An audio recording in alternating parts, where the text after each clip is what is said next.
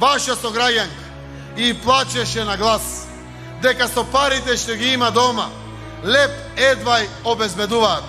Треба да е во болница, но седи дома затоа што немаат пари да го платат болничкото лекување.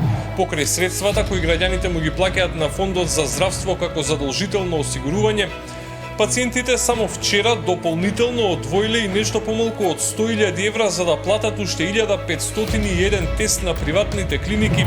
Ке воведеме бесплатно болничко лекување за сите. Петорица сме, шесторица дома, по 4.000, што е тоа? Нека се запраша некој колку ни се примањата, искрена да бидам, така ли? Бесплатно болничко лекување. 1.600.000 денари ке заработи државата од првата тура брзо тестирање кое стартува утре, а маржата помеѓу набавната и продажната цена е дури 400 денари. Ке воведеме бесплатно болничко лекување за сите.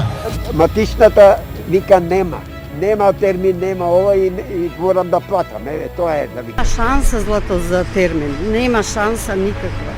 Не ми се дава 3.000, 4. Ничие здравје да не зависи од тоа дали има или нема пари. На едно 4-члено семејство му се потребни дури 16.000 денари за да се тестира во приватна лабораторија. Бесплатно болничко лекување.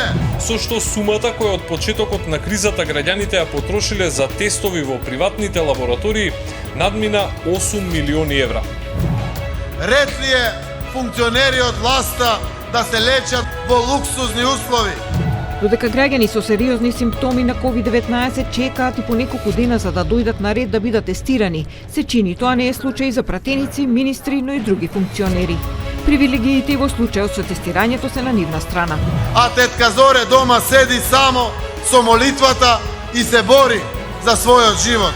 И се бори за својот живот. И се бори за својот живот. И се бори за својот живот.